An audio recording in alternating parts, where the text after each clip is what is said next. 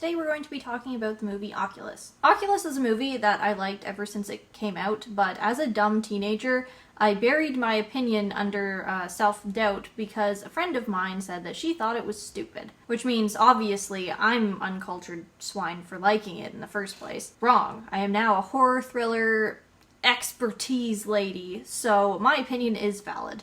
And it always has been, I guess. Honestly, I just don't think that Oculus got enough attention, and the only reason that it did was because it had the actress River from Doctor Who in it, which is why my initial friend when I was a teenager watched it, and then she was like, I don't even like horror movies, so obviously she wasn't gonna like that one. But when you're young, you don't really think about that sort of thing. You just want validation and approval and to have, similar opinions to everyone else, so you're not weird. I changed my mind and decided to do my own review for it when I saw that Chris Stuckman had done a review and that he liked it, so I was allowed to like it, and I'll get over this mentality someday, eventually, when I'm less stupid. So anyway, what is Oculus and what is it about? Oculus follows two siblings, Kaylee and Tim. We open with Tim getting out of a mental hospital that he's been in since they were kids, and their parents died. The papers that reported on it got one story, but the kids know something sinister led to the destruction of their family, more so than just a loving husband turned into an abusive killer. A decade later, Kaylee and Tim set out to prove their father's innocence and put a stop to the corrupting force that ruined their family initially. If it sounds like you would enjoy Oculus, I suggest go watching it, check it out, because from this point forward I am going to get into spoilers talking about what actually happens, what I liked, and why I think it deserves more praise than it got initially. A non-spoiler but kind of vague criticism might be, if you decide to watch it, that the ending is predictable, but it's still very satisfying. At least I found it very satisfying. And I'd argue that it's not all about the ending. The movie really is, its core, and what's so good about it is the flashback narrative. So that's what I'll start with talking about. As adults, Kaylee and Tim bring the haunted mirror, the Oculus, and the corrupting force that I talked about earlier, that ruined their parents, to their old home, and attempt to document its ways of corruption, ways of corruption, the way it corrupts people. As they get deeper into their time with the mirror, it grows stronger and affects them differently. As this happens, the movie also cuts back to scenes from when they were children. We see the mirror's effects on their parents and on them as adults simultaneously, and it makes for a very engaging narrative.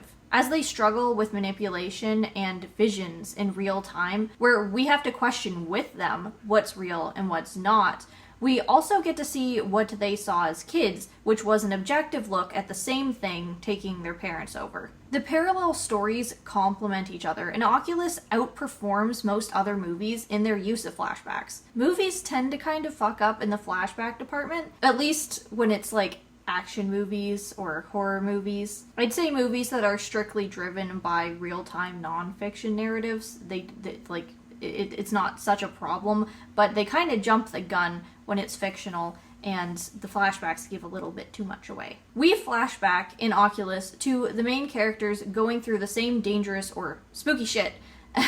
In other movies, we flash back to main characters going through some dangerous or spooky shit, and it's hard to care because we already know that they survive. It loses all tenseness when movies do that, but Oculus doesn't. We'll talk a little more about it. The great thing about Oculus and its flashbacks is that it's not trying to get us with some cheap thrills. It's actually narrative building. Yes, it is trying to be a little bit spooky. I mean, it is kind of spooky, seeing it from the child's perspective. But the real focus is on showing us what actually happens to the parents. We know they die already, which is something that most movies, when using flashbacks, fuck up.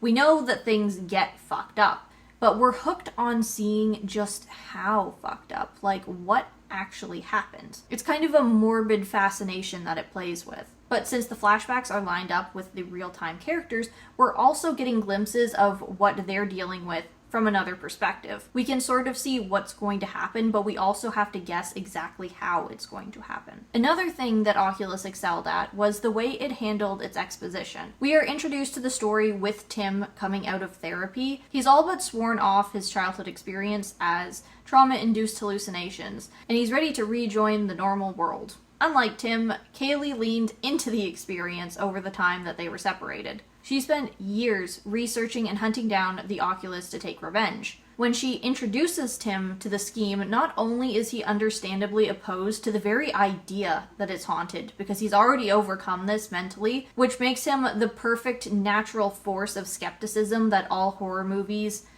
forcefully insert. But Kaylee, in her process of convincing him, convinces us. And what I meant about forcefully inserted in other horror movies is like that one character that's just opposed to believing literally anything, even though the evidence is insurmountable, and they're like, I just refuse to believe this because vampires don't exist. Or whatever other thing, like ghosts aren't real until the moment they actually get killed by it because they were so blatantly the opposing skeptic. In Oculus, Kaylee is also recording everything. She makes a documentary. So as she's listing off incidents and facts, she's doing it for us, but she's also doing it for Tim and doing it for the camera. So it's a way to introduce a seamless need for lengthy explanation. I'm not saying that there isn't heavy-handed, lengthy explanation, but it makes complete sense within the narrative of the story itself. It's not just a character explaining this to us for no goddamn reason. What gives Oculus an interesting element is the specifics of the haunting itself. The mirror kills surrounding plants, it eats small animals apparently, it forces hallucinations, and physically dehydrates you. In the end, we see that it also keeps the souls of the people that it kills, which is a common trait for possessed mirrors throughout any kind of storytelling, which is the only thing that took away from the movie's greatness. For me, maybe it's just because I haven't watched enough haunted films or haunted mirror-specific films, but I thought that those physical elements, that the 1, 2, 3, 4 steps of it getting stronger, the very specifics and the way that it interacts with the physical world, was just, it felt more real because it was so specific. I don't know. It's like a boss villain amping up that you get to play against multiple times. So you start to know the strats, but at the same time, if you're not leveled up enough, you really can't help it anyway. Can't fight against it. So we spend the whole movie alongside Kaylee and Tim as kids and adults battling this mirror, and the intensity comes from how the Oculus manipulates its victims. It gets in their head and it fucks with them until it gets exactly what it wants. The fact that it keeps the souls is a bit of an afterthought and a non-factor. It doesn't show up until the end when it manifests the people that it's taken. And it was honestly, like, that specifically was overkill, and it ruined the good thing that it had going for it. It's a haunted mirror. It doesn't need physical threats outside of the real people that it's controlling. Like, physical manifestations of spooky beings. When I was watching it with my boyfriend, that was the one thing that he didn't like. He said that the movie was great, except it really should have just pulled back and stayed with what it was doing. As soon as it had the really spooky people show up, it was kind of like, oh, of course they did that. Every movie has to do that. So overall, the ramping of the movie was good, even though the ending was pretty easy to guess as soon as the full premise was out on the table.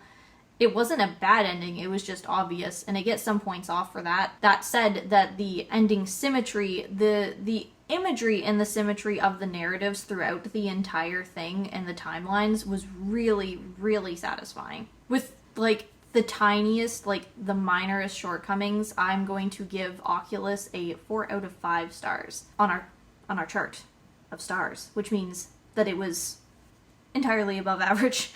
Oculus had intense pacing and storytelling. The fact that it kept flashbacks so engaging is the thing that put it above all of the rest, and just that factor alone was what made me like it so much. So that's the end of the video.